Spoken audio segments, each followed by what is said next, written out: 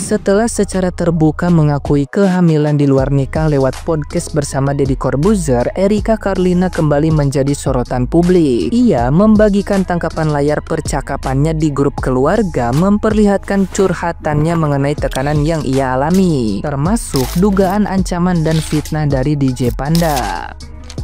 Erika membela diri dengan menyatakan bahwa ia tidak pernah menjelek-jelekan siapapun, termasuk mantan kekasihnya itu. Sang ayah pun mencoba menguatkan Erika dengan sebuah nasihat yang menyentuh, meminta putrinya untuk meneladani ketabahan Bunda Maria. Ia mengingatkan bahwa Bunda Maria pun pernah dicemooh oleh masyarakat Yahudi kala melindungi Yesus, namun tetap kuat dan teguh menghadapi cobaan. Pesan itu ditutup dengan kalimat "teladanilah Bunda Maria". Namun niat baik sang ayah justru menimbulkan kontroversi di media sosial. Banyak netizen yang budiman menilai perbandingan tersebut terlalu jauh dan tidak pantas, mengingat Bunda Maria dikenal sebagai sosok suci, sementara gaya hidup Erika dianggap bertolak belakang. Komentar seperti Bunda Maria tidak pernah dugem dan dia hamil bukan karena hubungan bebas bermunculan, menunjukkan kecaman terhadap analogi yang dibuat ayah Erika. Namun di sisi lain tidak sedikit pula netizen yang berbakti yang mencoba memahami konteks nasihat tersebut.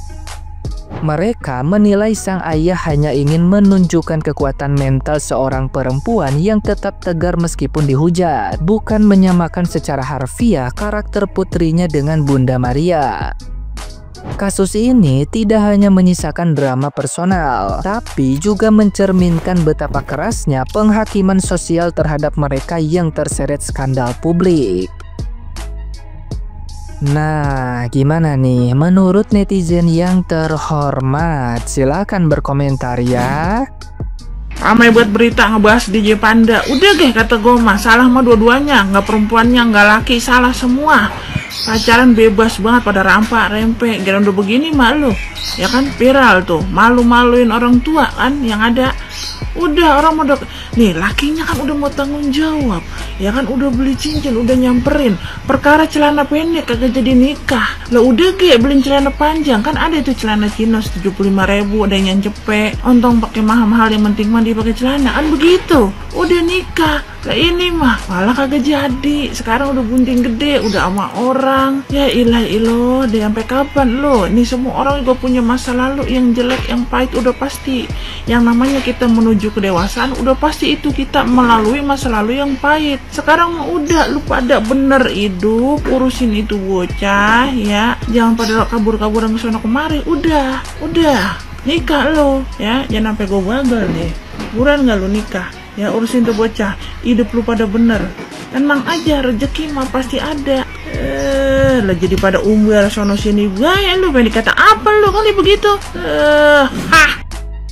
Guys, sekarang muncul banyak video yang menghujat Erika Carlina. Pokoknya ada yang bilang hamil di luar nikah, malah diundang podcast, malah cari simpati di podcast, nyari perhatian di podcast, belanja mall kalau di Kuningan di kokes. Gini. Gue bukan fans Erika Carlina, gue bukan temennya, gue gak kenal. Tapi mungkin Erika tahu video-video gue. Ya, harap aja dulu. Gue bukan circle-nya, gue bukan ayah dari bayinya. Nah jadi, harusnya opini gue sekarang ini gak bias, tapi bisul. Mereka makan telur puyuh. Tapi gue lumayan tertarik untuk ngebahas ini karena gue lagi gak ada pembahasan lain aja. Nggak bercanda. Jadi gini. Gue masih tidak mengerti. Nah, jadi kalau misalnya lu ngerti, kita diskusi secara santai aja ya. Tulis aja di kolom komen opini lu kayak gimana gitu. Tapi ini opini gue. Nah, kalau opini lu, diam, gue gak mau denger. Tadi suruh beropini, sekarang suruh diem. Nggak. Opini lu tulis di kolom komen. Yang gue tangkap kan gue nonton podcastnya dia sama Kang Deddy Mulyadi sama Om Deddy Corbuzier. Nah, pokoknya ada yang Om Deddy Corbuzier kan bilang, tapi kenapa lu sampai kesini? Nah, Erika menjelaskan bahwa dia akhirnya mau datang ke podcastnya Om Deddy karena dia diancam. Dan hal ini juga udah dikonfront di podcastnya Densu, Ruden Onsu.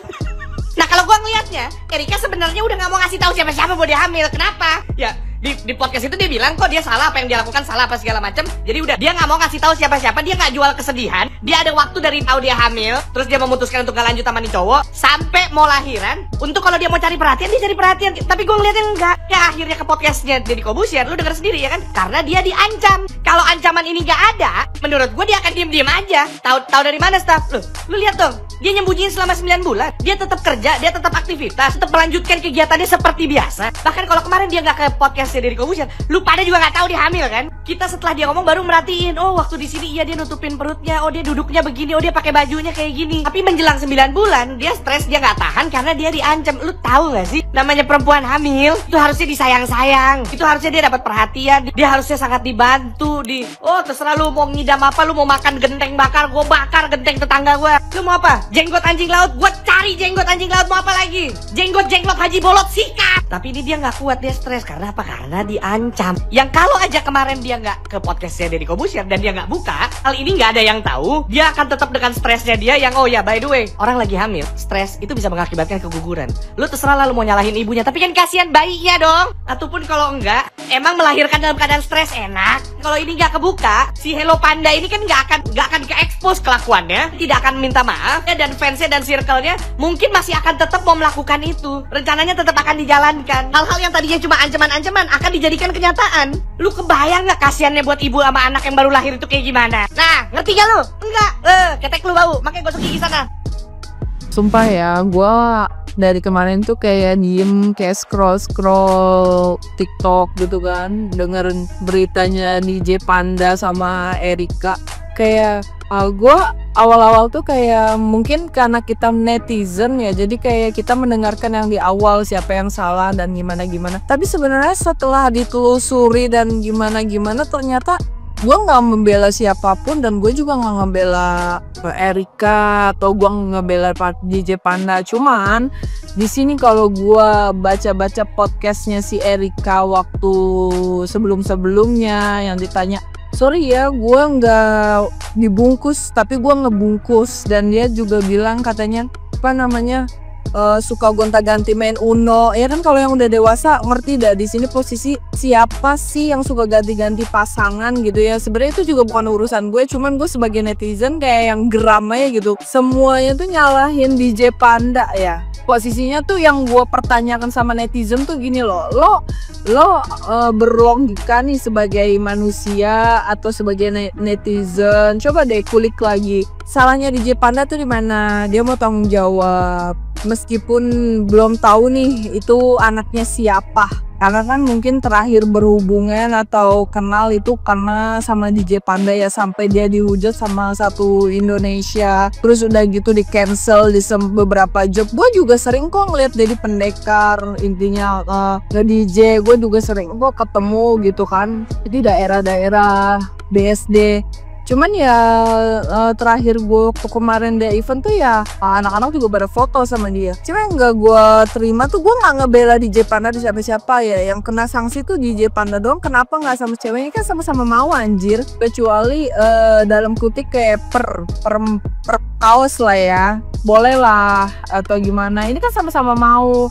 Dan di sini gue juga kayak ngejudge, kata dia sendiri ngomong katanya suka gonta-ganti Uno. Nah, please guys, lu mikir di sini tuh sebenarnya kayak di Jepang tuh kena apesnya nggak sih? Cuman ya mau gimana, dan dia mau tanggung jawab dengan masalah hal kecil.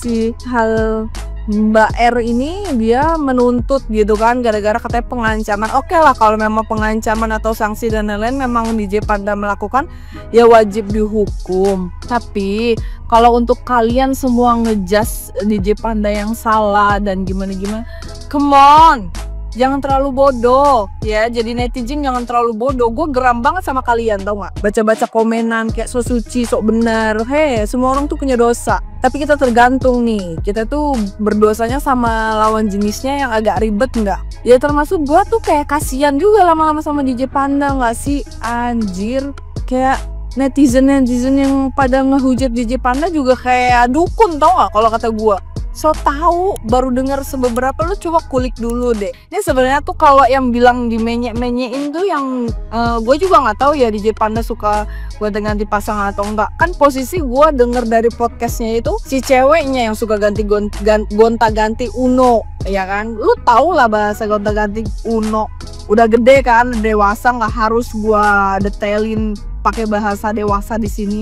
Kayak aduh, please deh Mbak R ya, Mbak R, kasihan DJ Panda gitu kan. Dia mau tanggung jawab tapi lu mempersulit, mempersalahkan. Sekarang lu kayak apa ya, flying victim, melaporin pengancaman dan apa. Itu terserah lu deh. Cuman coba buka hati nurani lu, kasihan anjir. Swear, gue juga baca-baca lihat podcast lu sebelumnya gitu Mbak R, kayak kepo dikit ya. Cuman ya buat netizen ya, coba lebih pintar lagi, kasihan. Dan untuk yang dulu nginiin job-job DJ Panda, kalau emang dia nggak merasa bersalah, cepet-cepet deh dibuka cancelnya, kasihan. Dia juga butuh makan, butuh rezeki. Jangan mutusin rezeki orang deh, nggak baik. Ntar hidup lu yang ada lebih susah dari DJ Panda ya, karena Tuhan itu nggak tidur. Oke? Next, bye.